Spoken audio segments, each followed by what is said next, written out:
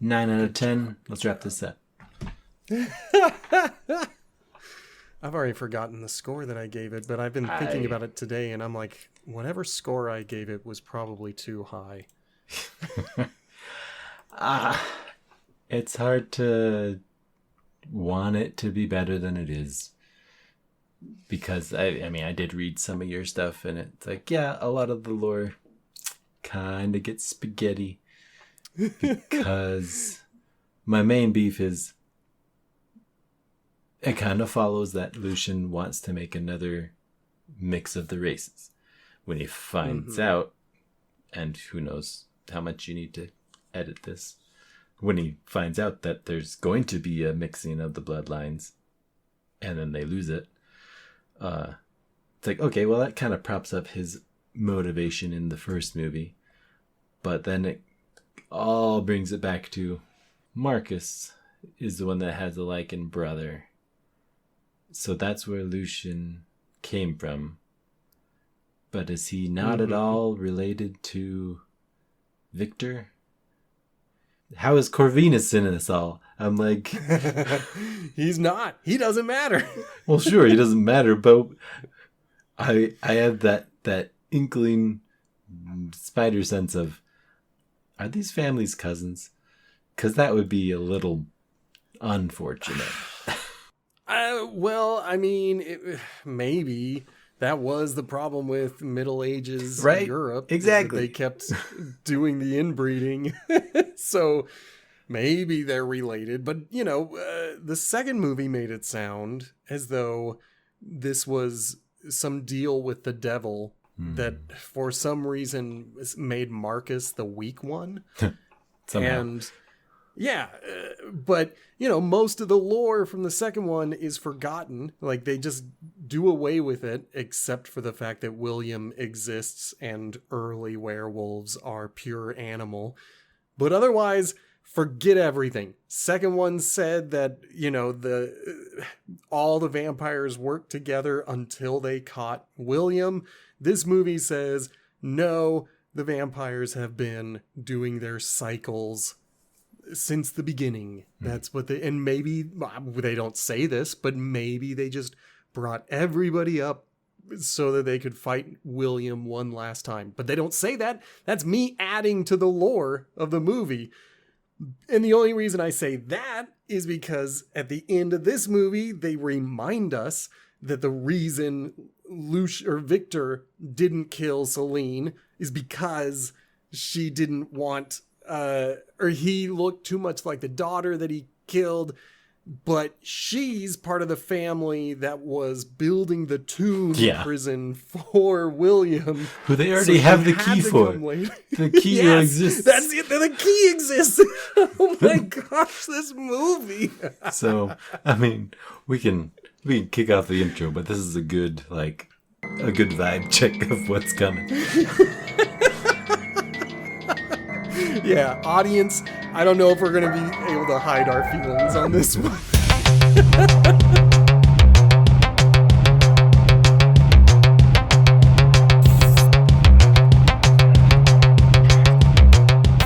Hello and welcome to Potato Chip Pictures, the movie franchise review podcast currently looking at the Underworld franchise. My name is B. Sammy Davis. Hello and welcome again. I'm Justin. And today we are looking at the third movie in the franchise, Underworld, Rise of the Lycans. I have all of my data up and I just didn't... I was so caught up in our conversation that I forgot that I have paperwork. 2009, new director, and a very big writing team. Really? So, yes. So our new director is Patrick Tatopoulos. I think Len Wiseman was a producer on this one. Sounds familiar. I can't remember the credits. He was the director of the first two, so I can't imagine he would be totally removed from it. Like, I think this is his baby. So the first two were written by Danny McBride alone. This one was written by Danny McBride, Dirk Blackman, and Howard McCain. And then I think there's a fourth name for the story by... There's a lot of hands. in the kitchen for this one. A lot of chefs, a lot they of cooks. trying to reconcile what needs to get set up, but also, I mean, it pointing it out early that it could be responsible for some of the choices. Mm-hmm. Yeah. Well, we got a budget of $35 million, $10 million less than the last one. So they did, even though the last one made more money, they spent more money than they made. Oh, so no. like it wasn't good math on the last one. So it makes sense that they would pull back and be like, 35 million, maybe we can make another 100 million, and that would be cool. Unfortunately, they made 91.4, which is still a lot of money, but it is the lowest to this point in terms of box office return. They had the right idea for spending less then. Yep. And the audience had the right idea for spending less on tickets. That's horrible. I don't mean that. There are some cool things about this movie. Yes. I will grant it that. I think that the love story, so to say, isn't quite as forced. Like we kind of fall into it happening, but hey, it happens in the first 30 minutes. Like, these guys are together. Like, yeah, you only got 90 minutes to pull this off. They have to start out like loving each other. And I think, to its credit, getting to the beginning mystery of the first Underworld was done well. The flame on scene and just the tragedy of all that matches what gets flashed back and was all hushed up. Like, I don't know how you would hush up. Mostly, but yeah. I enjoyed that. The only thing that took me out of it was the fact that in the first one, they kept flashing back to this memory of a very public execution. And now we see what actually happened was there was no one. Yeah, like the vampires went to bed for the day. No public executions. So, I mean, that was good. I will say that it takes a little bit of the shine off of Michael Sheen. I don't love his grief cries.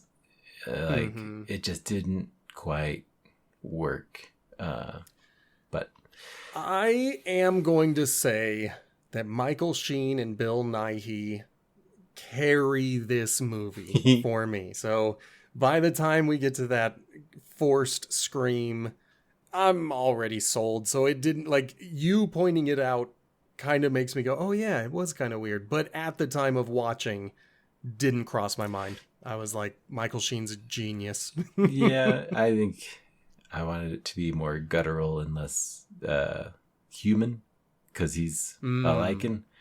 I mean, we don't get too many of that, but that would be my nitpick of it.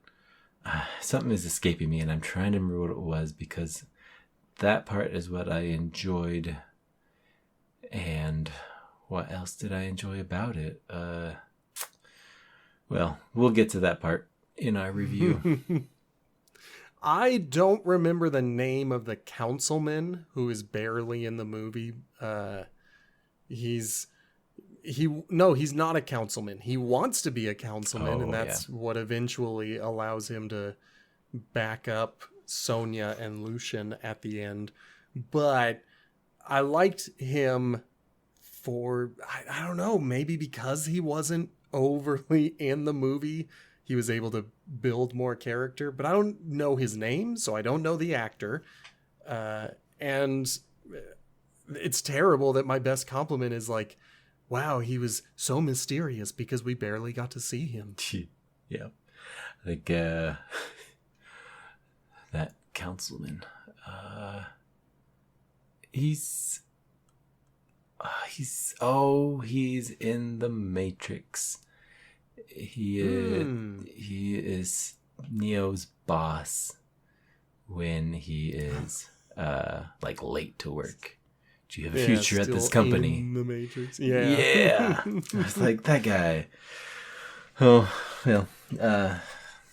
That's crazy. I never would have picked that up. I barely recalled it right now because I was like, oh yeah, he wants to be on the council, but then in the first movie, the council ends up being 3 people, right? Mm-hmm. But well, those are the elders. Those are the ones in charge. I think the council is a different thing, even in the first movie, because they were going to have Celine judged by the council, which would not have been just Victor and Amelia, because that's just 2 people. Like, it has to be a separate group. It has to be. I'm defending this movie's weak lore. I mean, that's my positive perspective on it, is that it leans hard into a fantasy werewolf vampire movie, but only into like the violence of it and the look of it, not necessarily the history of the, like, having watched most of The Witcher, there is a focus on the violence of defeating the monsters, but the story has wizards. It has what do you call it? Doppelgangers. It has things that exist more populated than just werewolves and vampires. Like, the only thing that could possibly show up in this movie is a hybrid. Beyond that, we got nothing else. Yeah, they've already shown us everything, so like they can't show us hybrids because, you know, those aren't there yet. Those are the future movies in the past. Yes. Marcus became a hybrid because of the werewolf blood. Like, he wasn't always a hybrid. Yeah. And then I think about like William. At this point, if they've been fighting for 2 centuries? Yep. Yeah, like, surely he has had a sip of vampire blood. So William should be a hybrid, but he doesn't exist in this movie at all, except for the fact that he's the first werewolf. Like, oh my gosh, this movie's lore. Yeah. So the first 30 minutes are there for us. What sucks is, like, if you had never watched a single Underworld movie, I think this movie is pretty good. Yeah. On its own. If this had been the first one, I think I would have come out of this being like, this is really a good movie.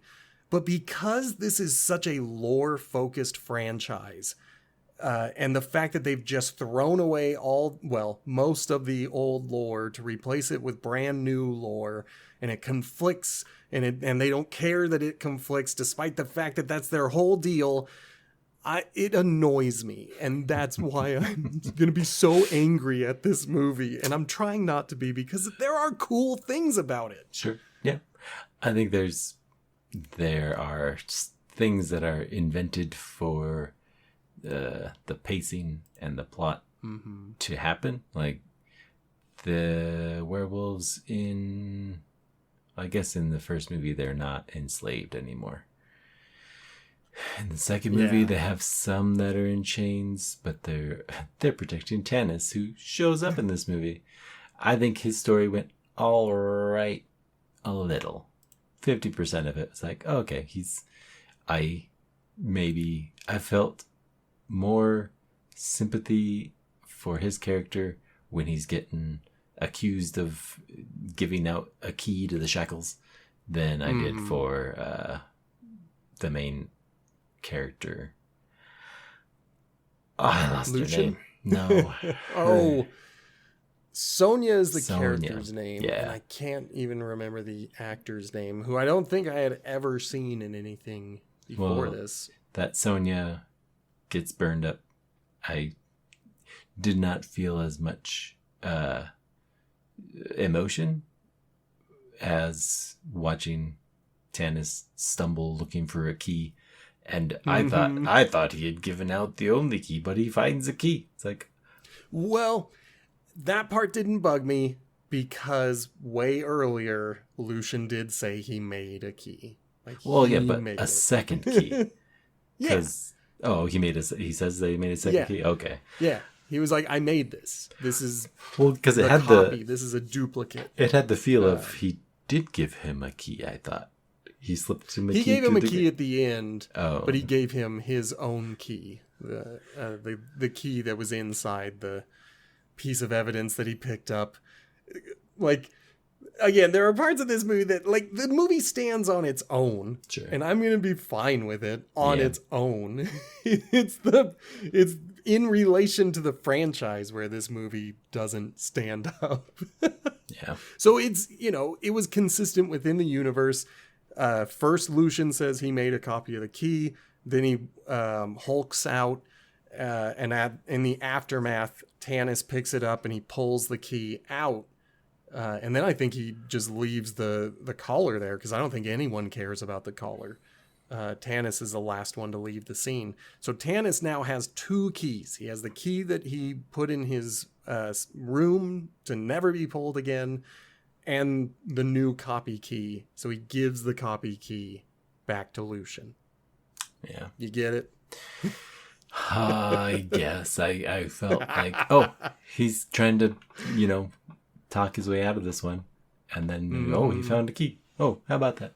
Oh, well, that's lucky. I was taken off by his panic about it, where he was like, where is the key? Because I was like, that you have a key. But now that I'm thinking about it, I'm like, well, maybe he doesn't know that it's a copy. Right. Maybe he thinks it's the original key. And now he's like, wait a minute, I'm being accused? Like, uh-oh. Seems like, yes. And maybe we want to go by the actors, because we talked about Nai and Sheen. I do think that maybe, even though Sonia gets burned up, the best part of her, what do you call it? Acting, or her plot, all of that, is when they are, like, at the end. They're at the death. They're going to die. We've seen this several times in the series up to now. If you're watching this on its own, you have never seen it. Yeah. I think they do have earned the words that they speak to each other, and it's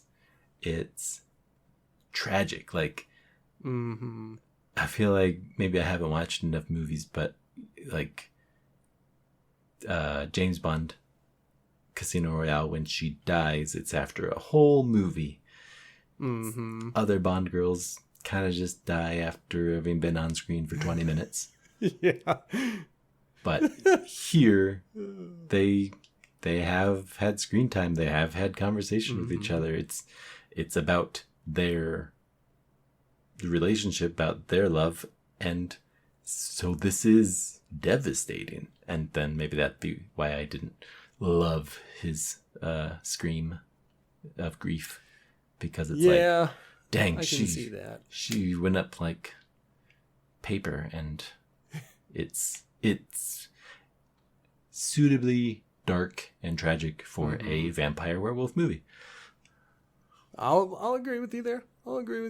And I do think their relationship is very well done. And I don't know how much I can say is both the actors having good chemistry and how much is just Michael Sheen being really good.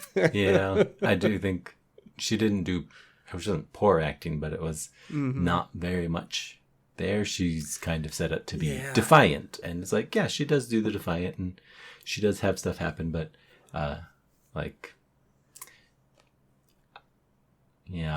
not a big part of the movie, even though she should be super important. Again, the women in Underworld don't quite get to be heroes. I mean, in this movie, at least they put Michael Sheen's face on most of the posters. But they did have, I think it's Rona Mitra is how it's pronounced. They had Sonia's face on a lot of the posters, and she still looks so much like Celine. She does Kate look Beckinsale. A lot like Celine. Give them that. And then I also think they tried to make her act like Kate Beckinsale. I could see that. And if that's the case, that's fine. Like, that plays into the lore of Victor seeing Selene as his daughter. But I do kind of think that I have kind of a lower view of her as a character, just because I'm like, you're just doing Selene, but we don't have Selene. Like, sure. Yeah. Yeah. But I do believe the love story, so credit to this movie. I never believed in any love story with Selene. Because, like, and we've been robbed of anybody important dying in the first two movies. Like, oh, Michael, he's okay. Like, it's fine. They'll come back. No, she burns to a crisp, and it is sad. Like, so then to jump to a character that I loved, and I thought, he's not an actor that I know because he's extra almost, but he has lines.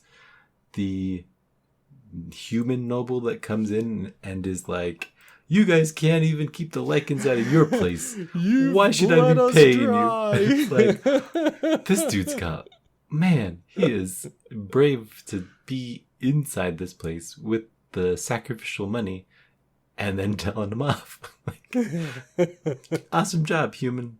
Too bad. We know you're going to die. Yeah, that particular scene stood out for me as well. I was like, wow, like, that's some pretty powerful and bold stuff. Yeah. Like, I know it exists just so we can watch Victor throw someone into a stone wall, but still, like, give it to him. Like, all right, well, I mean, let's actually talk about this thing. We gotta get through it. Well, I mean, we've been hitting the first 30 minutes. Like, that's true. Let's at least point out that this movie tells us the origin of intelligent werewolves. Yeah. And I guess werewolves give birth. I didn't know that. It's not indicated in any of the other movies in their lore, but they had done William to say this is the origin of the werewolves that can't change. But we have werewolves that can change. At some point, there has to be a werewolf that either changes from wolf, born as a wolf, or born as a human. Yeah, like, and in my head, I just thought at some point Lucian would be bitten and he would be different. It blew my mind that they were giving birth, but then we immediately follow that up with a young version of both of our main characters telling me that vampires also give birth. Like, there are undead children. I think I must have missed that plot point. Well, because she's a little girl when we first see Sonia. Oh yeah, like, and your mother young. died when she had you. He says that at some point later. Yeah, like, it blows the mind that exists. And then the other thing that is established, okay, it's not established. It's confirmed and then never touched again. We see that the first time the full moon hit Lucian, or at least when Lucian was younger, the full moon would force a transformation. But then they start wearing these collars that have spikes that are meant to pierce the jugular if they transform. Yeah. And there are many full moons since then, so I guess they can choose not to transform at a full moon. But what about the slaves who are recently mauled and then brought back to life? When do they get to turn, hunt, feed, and then go back to being able to this franchise's lore? I think you'd have to really have someone like a writer to think through a story that includes the concessions of this wouldn't work because we can't make them werewolves without them turning at some point, and they have to have collars, and so that explanation is lacking. I would agree. Now, at least what they seem to be consistent on is that a werewolf in this time can only transform at the full moon. And it's the first movie that says that they've learned to transform at will. So I will give the movie that credit. They are at least respectful of that one piece of lore. Lucian only ever transforms at a full moon. But, that happens, 3-4 times in this whole movie? Must have been the course of the same night or something. Yeah. One full moon. I was taken off guard when the love story started. They genuinely fooled me because, they meet with that horse race, or not horse race. It's Sonya running away from danger, gets to the gate. Yeah, and Lucian shoots the last werewolf. And in my head, I was like, wow, here he is proving himself.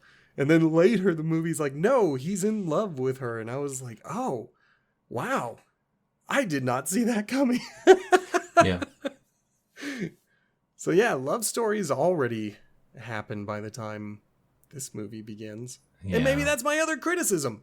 We don't actually get to see when they fell in love. You got 90 minutes. It's tough. They don't need 90 minutes. They're allowed 2 hours. It's true, because I will say some of the epic fight scenes, which are the excuse to have spent the money on costumes and makeup and computer graphics, they just go on for a while. I'm okay with seeing your makeup team show the whip scars all bleeding and stuff. I'm like, that was really good makeup. Good job.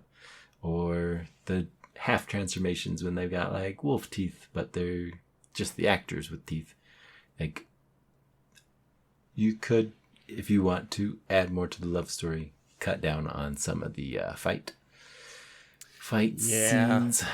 But then the teenage boys might not go to the movies. I guess.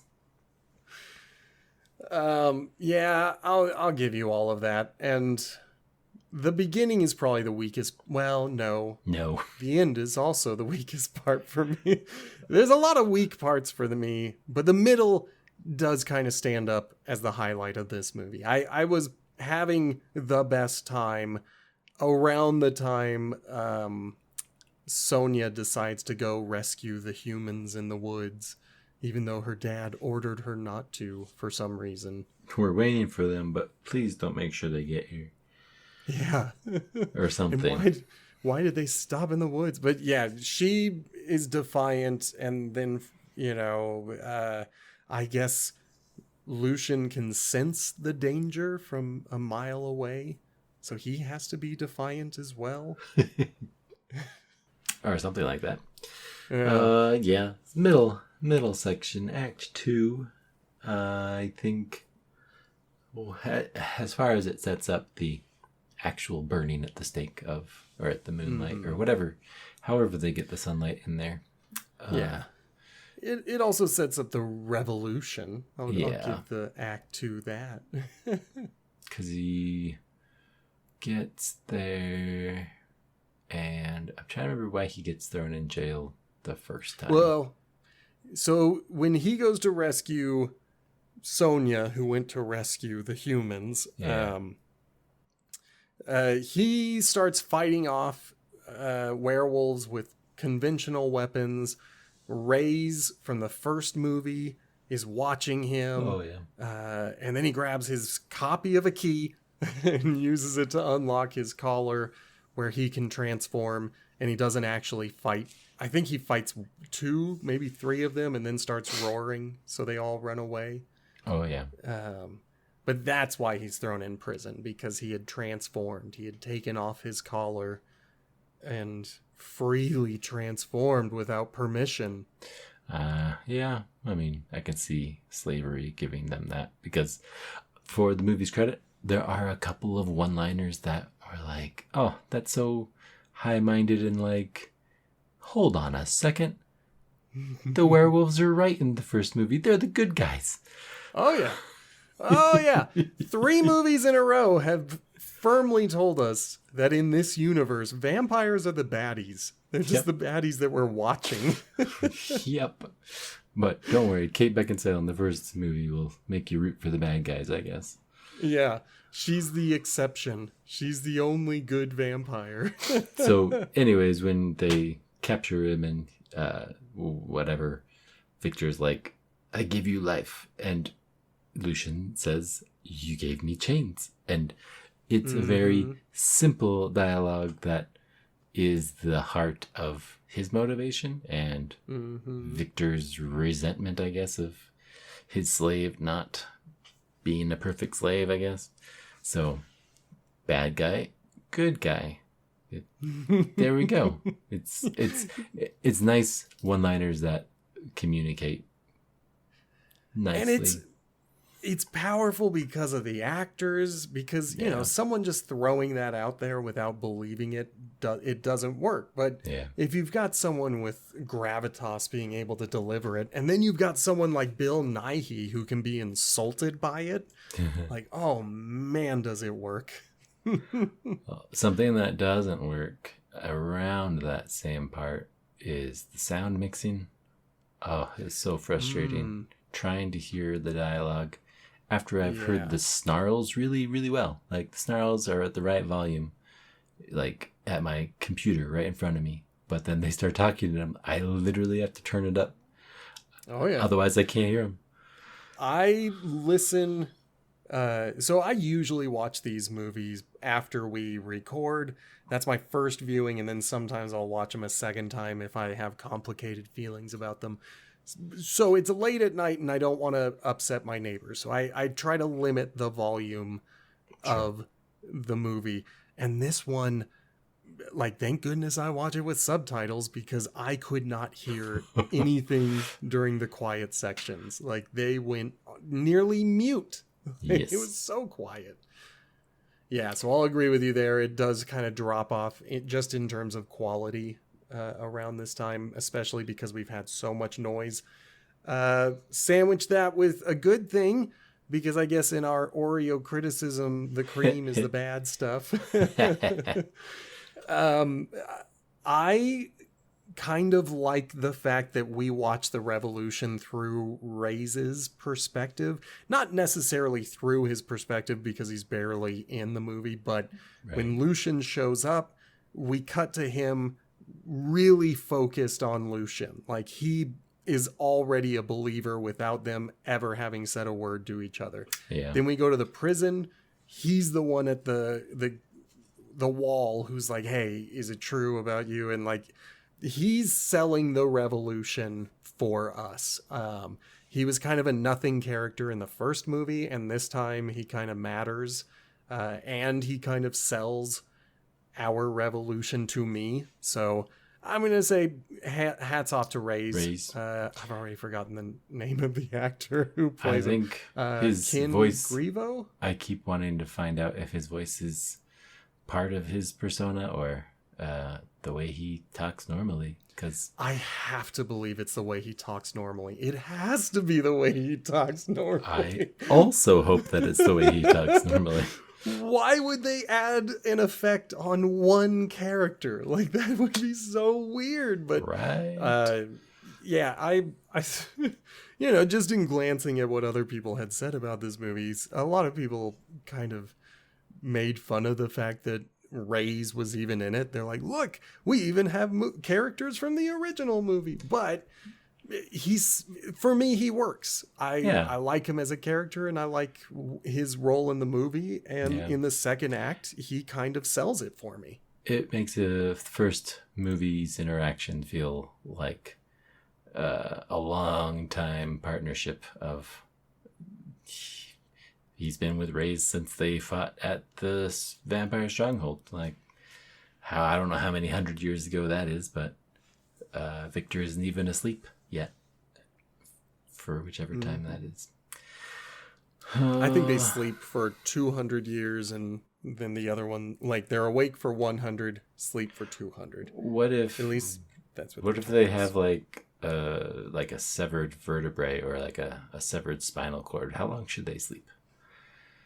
Apparently it has no effect on them. Like, zero effect. Don't jump to the end yet. Like, it's an Easter egg, because what the hell? Yeah, we got to remember these guys are immortal Yeah. and they can survive nearly anything. Nearly anything, I guess. I think Bill did a much better job in the first movie. I think the gore I'll agree with you. I just still think he's one of the best parts of this movie. Yes. Him, Nobleman, Lucian, Tanis. Oh, you mean the human nobleman? Yep. Yeah, I forgot about him already.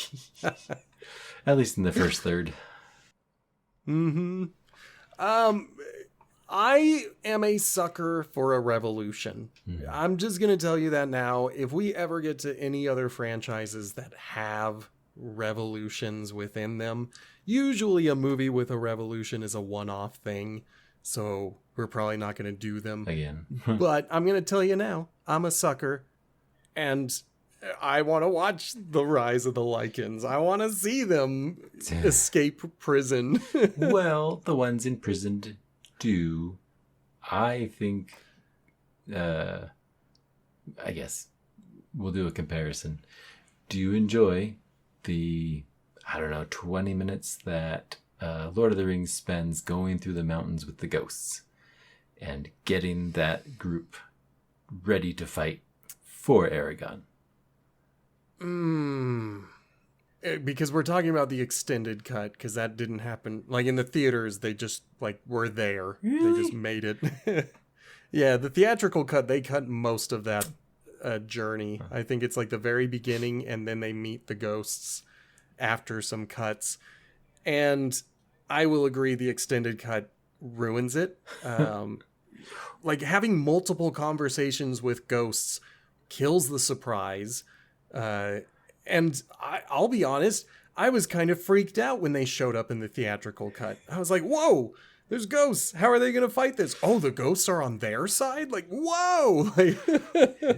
So to speak. The extended ruined it. Well, I disagree. Because my comparison was going to be the fact that there is conversation and there is a partial setup to, these guys will help fight. When they show up, it's kind of a surprise that they can go and fight.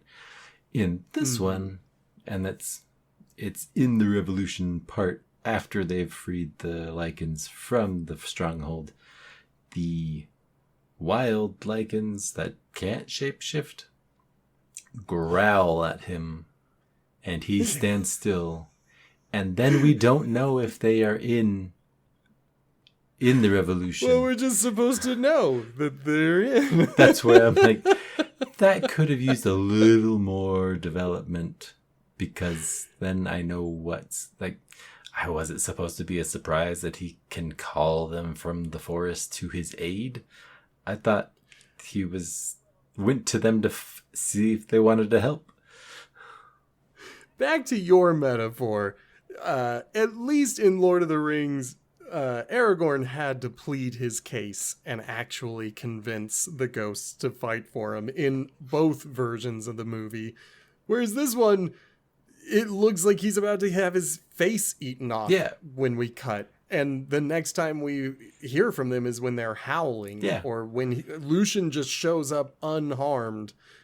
And, why didn't he get a chance to talk? Furthermore, this would have been a perfect time to have an Easter egg of William. But no. No, he's already chained up somewhere because the locket already exists. Maybe that's where it is. Because then the locket it's so frustrating. Gets given to not Lucian. Celine. Well, he grabs it after she's dead. Oh, that's right, because he fights for it. Yeah. He gets it. So, Victor didn't give up the other half of the key. In my head, I had rewritten the lore to be like, Victor didn't care about the key. He gave it away.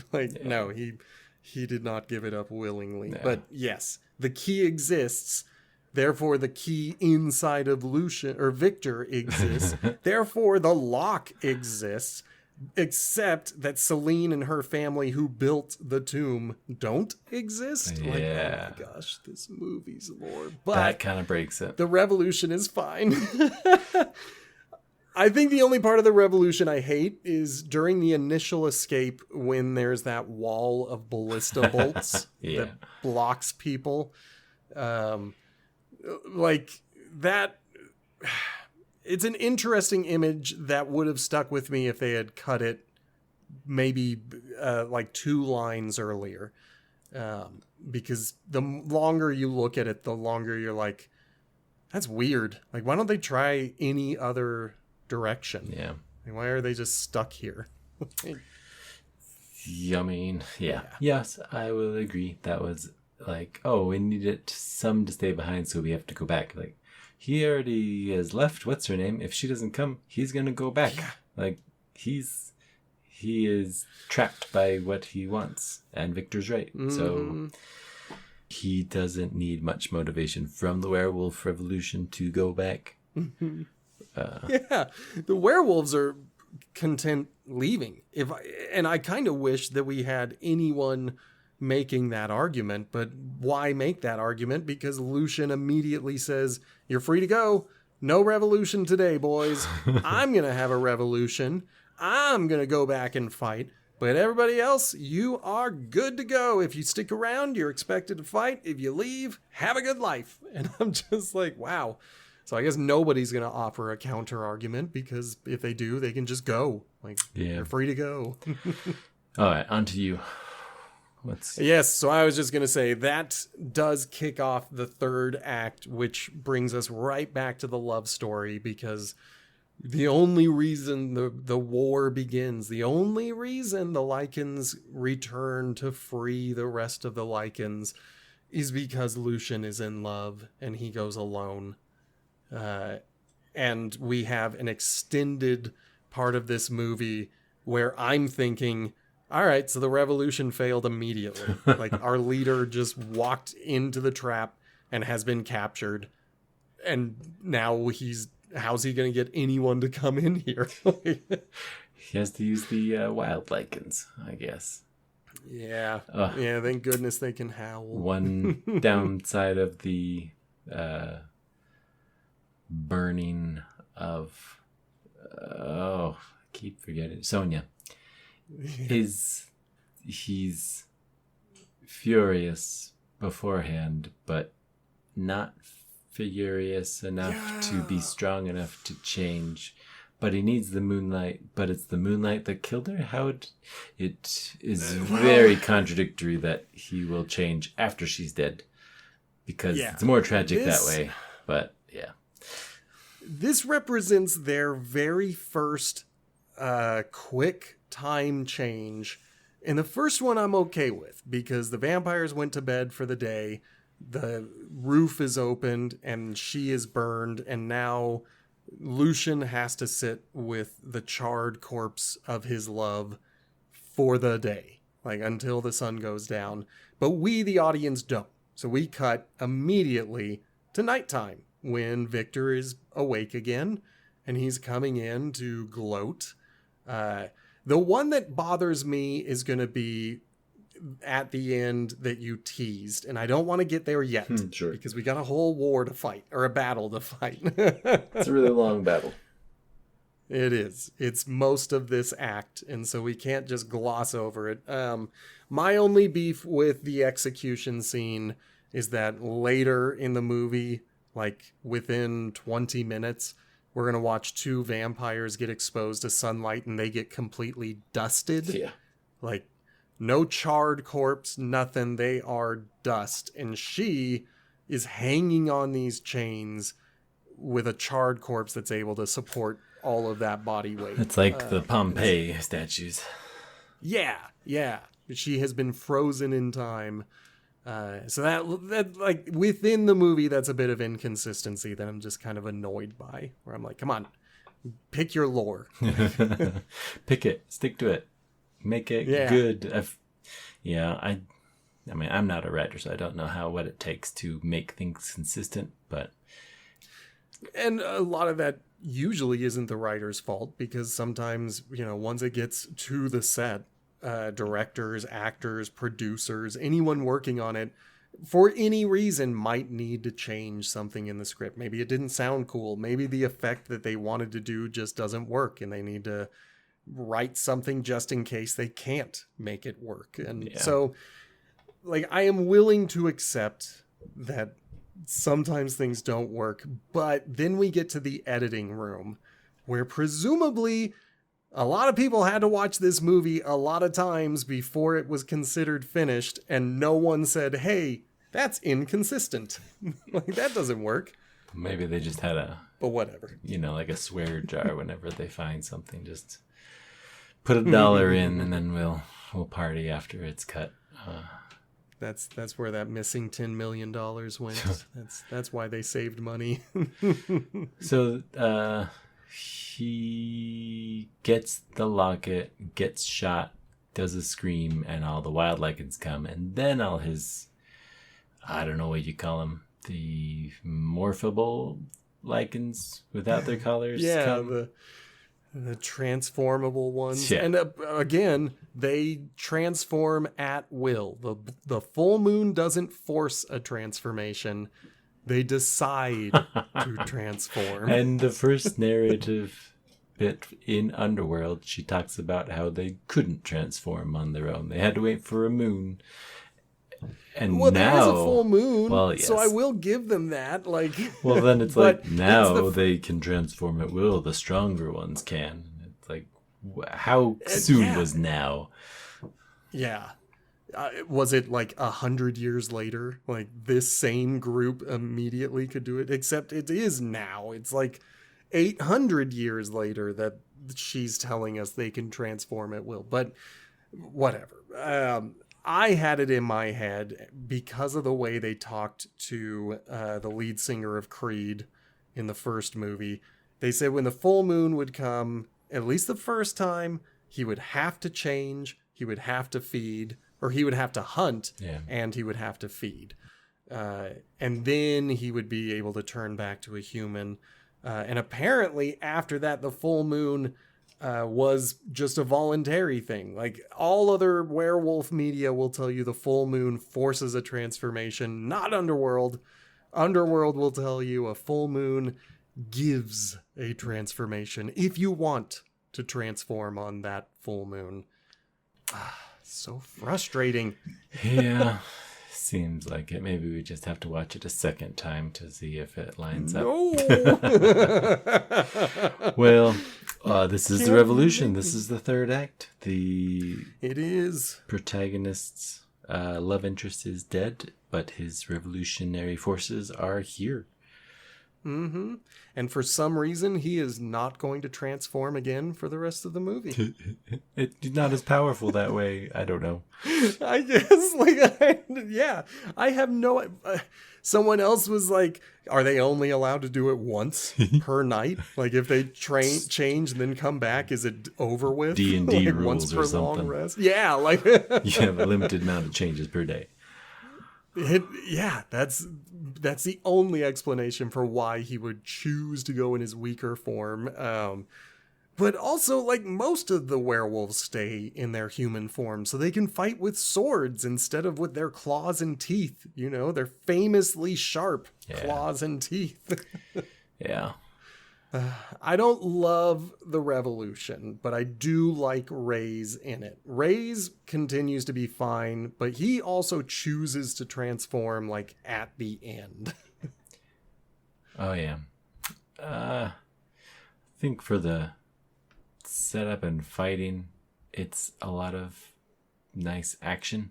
I think it befits what they are going for, which is a full-on rejection of the slavery and really just trying to destroy the slave drivers, which sounds good. Like, go do that. Thumbs up. So there's a lot of the, like, beheadings that were popular in the other movies, both sides. I don't know that I love that Lucian spots Victor and then slow motion saunters across the battlefield 80% of the way and then has to fight somebody. I feel like he's just like, he's locked in, but he's not even helping the other guys. Yeah, he's not a part of the revolution anymore. Like, Ray's, but I guess he's going for the boss. Yeah. So whatever. But then Victor slips away. Lucian goes after him, but we purposely see Victor stripping away his armor. Why? Mm-hmm. Why? Yeah. Why Indeed. for a third time? This is also, we are getting to my frustrating time change, because for the entirety of this battle, it has been at night, where vampires and werewolves famously fight. Mm-hmm. It's been like 5 minutes of them chasing each other, and yet when Lucian catches up to him, now it's daytime. It's like noon. Because we have to have sun come in through the ceiling. Oh my gosh, I get so mad. I get mad at this whole fight. If it was a little more subtle or something like, I don't know, if you give us a time of night that it is. I've been chasing you for days. Or if I've been chasing you for weeks. Like something. If he was leaving and the Lycans came at like 4 a.m. Okay. Like that's closer than midnight to sunrise at 7:30. Yeah. Yeah.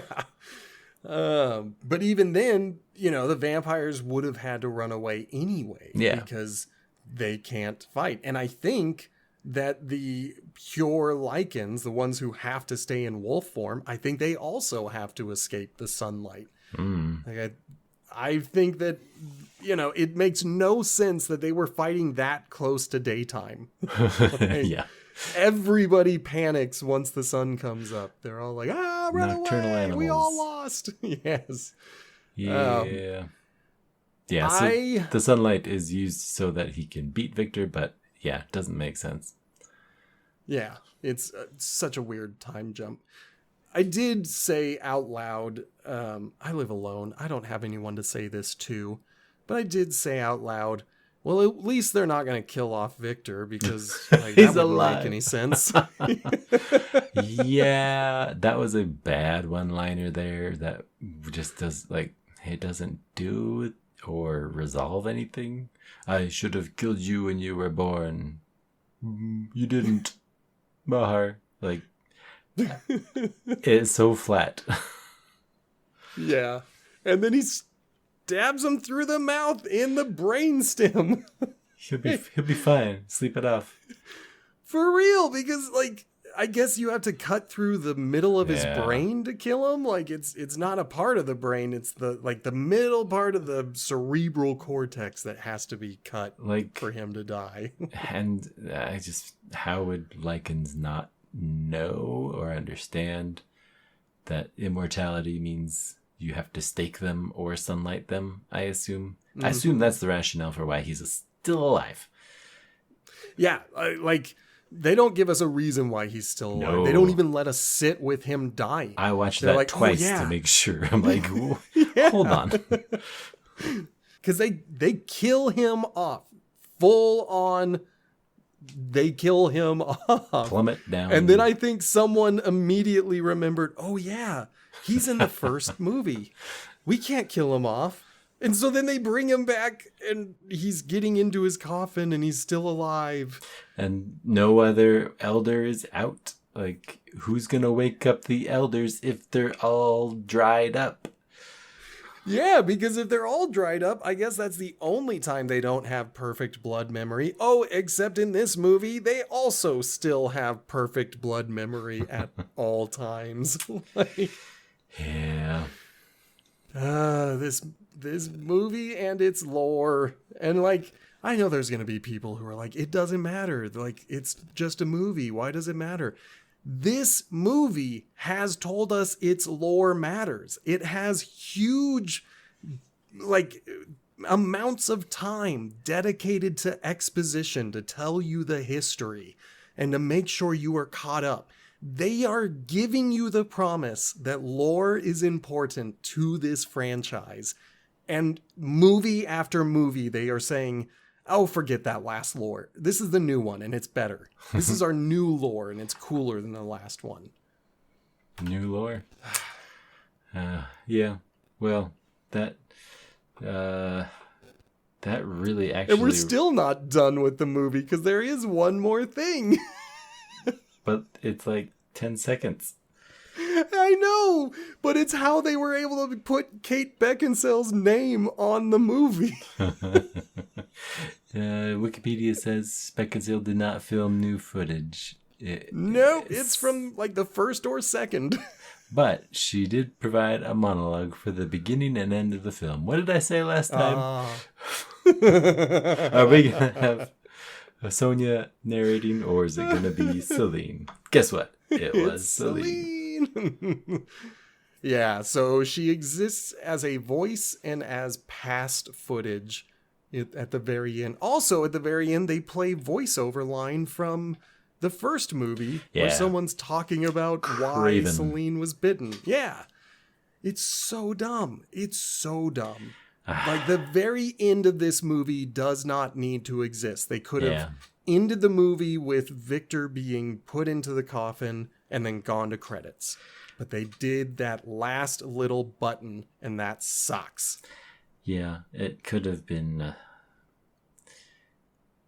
where it kind of stood on its own already. It could have just ignored a lot of it already, but didn't need to remind us that, and if this is the only one you're watching, you have no idea who this woman is. Watch the first one, man. I mean, you really should, but then you shouldn't. But then you should only watch this one, but then you don't get it. It's so hard. Okay, well, now that we've covered everything in the movie, let's finally talk about the fact that on this podcast, we do ratings, not grades. The primary difference is where you find the average. In a grade, you say a 7 out of 10 is the average, and you weight everything up to a 7 out of 10. If you're like, that movie was average, you give it that 7, and that's such a high score for anything. So in this podcast, we give it a rating. We say 5 out of 10 is the middle, and that's why we say if a movie is a 5, that doesn't mean it's bad. It just means it's in the middle. It is the average. So with that in mind, Justin, what would you give this movie? I'm going to abstain from giving it any credit. So no rating. No.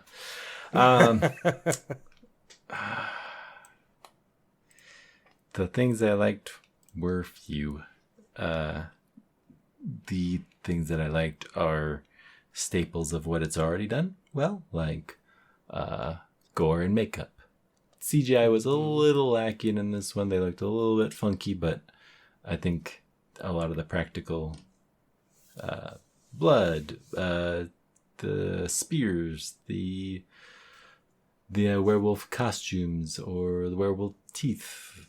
It's very important that the things exist on the screen, and so that's good on them. I don't feel like there was as many stunts done as before, because some of those things were like CGI. Felt like the werewolves running in the trees was a nice twist on them, like traversing things a little differently, being a little bit sneaky, but then it doesn't really do anything the rest of the film. I'm struggling to quantify it because I like that they set up Sonia and Lucian to have a definitive death and tragic story for him to be using in the first movie, because he just kind of wanted to make a hybrid because unless I've forgotten something, but with this one I enjoy that it set up that, because they were the on-screen couple and they worked together, and they had a final little conversation before she dies, and I liked that. Because that's story. It's something. It's revealed mysteries, and the rest of it kind of just doesn't do too much with the other plot points. I'm sitting at like 3.5. All right. 4. Okay, it's been upgraded. I mean, it's still the lowest one you have given. It is your lowest rated one. Yeah. And I'm gonna say again that if this had been your entry point into the franchise, I think this movie stands on its own, and it would be maybe like a 5, maybe even a 6. If this is the first one you watch and you have no idea about the rest of the franchise, it's a better than average movie. If you know anything about the other 2 movies, this movie is incredibly frustrating. And it's just a slap in the face for the whole thing. I really like or is it Michael Sheen? I want to say yes. Names. Yeah, Michael Sheen is Lucian. I really like Michael Sheen and Bill Nighy. They're not great in this movie because the movie isn't great on its own, but they are the best parts of this movie. They sell it. I believe the love story between Lucian and Sonia. I believe Reyes is a revolutionary who wants to follow Lucian. Yeah. I believe Victor is a jerk. Like, there are things that work. And I like the action. This franchise is pretty good about doing action. Sometimes it's a little bit mid-2000s and a little bit weird to watch, but a lot of times I get caught up in it and I have a good time, and I'm fine with those minutes of screen time being spent. But on the whole, this movie in particular kind of felt like an insult. And so I have to give it a 3. Same as the last movie. I'm at a 3. Like, I was tempted with going down to a 2, but then I just kept thinking, like, but the movie, if it were on its own, is fine. I'm just criticizing it based on the fact that it's in a franchise and I've watched the other 2 movies. Yeah. And so that's why I'm at a 3. But show average 3.5. It's also the lowest of all of our movies. I think that's fair. 5 out of 10 is an average movie, and it's just being in the franchise. You're right, because you end it on frustrating notes for me. Mm-hmm. Lucian is successful, but then their Lycans are still being stamped out in the first movie. Like, oh, there's only a couple left. So he didn't really overthrow the vampires as much as it seems in this movie. Mm-hmm. He even killed Victor in this movie. That couldn't even stay done because it's a prequel. And the fact that Craven delivers those last lines of dialogue about why Celine was turned further cements the fact that Craven suggested that he's been there the whole time, but he's not in this movie. Yeah. And he's the one that beats Lucian and cuts off the patch of skin. The flesh. Like, when does that happen? Where's Craven? Yeah. I until right now, I had forgotten that Craven kind of played a part with the whole Lucian thing. Yep, and he's nowhere to be seen in this. And if the actor isn't available, I'm going to say this over and over again. I am pro recasting. Even on something as precious as Star Wars, I would be fine with a total saga reboot with new actors, new directors, new writers, new people with new ideas trying to do it again, because those movies, frankly, are old. And like, especially the original trilogy, sometimes it's hard to get a younger audience to watch an older movie. And I don't want to see a de-aged Luke Skywalker. I want to see a new actor in that part, and I would have wanted the same with Craven. If that actor is unavailable, at least give me the character, because he was here. Yeah, he was supposed to be around. Sure seemed like it. Well, if we look ahead 1 second, Underworld Awakening is next, and surprise, surprise, it takes place 6 months after Evolution. Oh my gosh, what? I was surprised. It's like, I hadn't really thought of where they should put it, but I feel like this is like when they tried the Australian Bond and then we're like, we're going back to the other formula. Yep.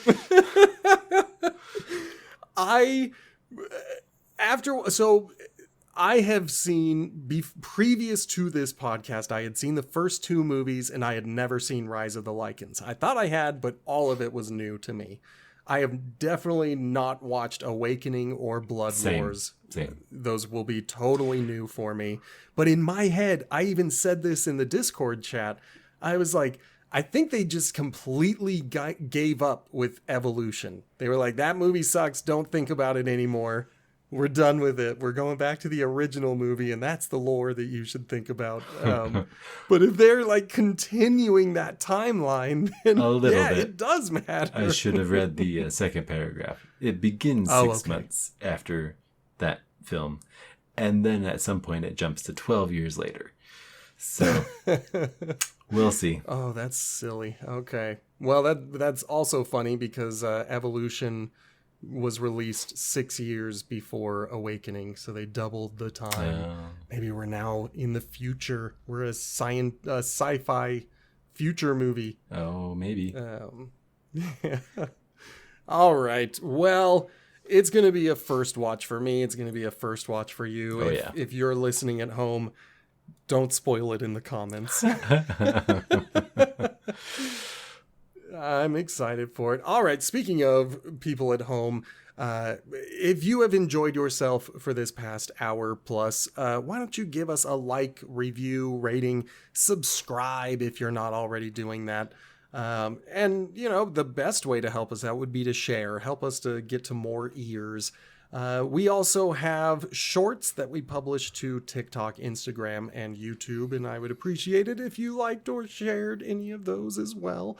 And then finally, if you have thoughts about any of these things or you have a franchise you would like us to check out, send us an email at potatochippicturespod@gmail.com. I know it's a big, long email, but just spell it out, potatochippicturespod@gmail.com. I want to hear from you guys. I'm tired of hearing system updates from our various platforms. And then, of course, we will be back on the next full moon. I'm trying that at the end of this franchise, because if they don't care about their lore, why can't I try a new closer for it? Sure. I don't know when the next full moon is. I was just throwing that out there. Underworld Awakening. Thank you guys so much for listening. Goodbye.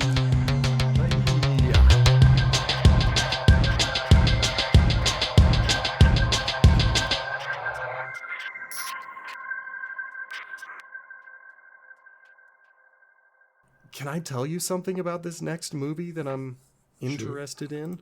What? It has the largest box office return of the franchise. Wow. I watched the first one, but I didn't watch this one. Yeah. Apparently, maybe this is like a franchise reboot, as it were, because this one had big deal numbers that I keep looking at and I'm like, what? Like, why? Yeah, the other ones weren't so promising, I guess. Yeah, so who decided to put so much money into it? And then after the last 3 of them, what audience was like, yeah, let's do it again. Let's watch it. Like they insulted me 3 times in a row, but I bet they're going to do it right this time. Here is Kate Beckinsale again. She's back for real this time. Maybe that was it. They were like, Kate Beckinsale is truly back, so please come back to theaters. I don't know. We'll see.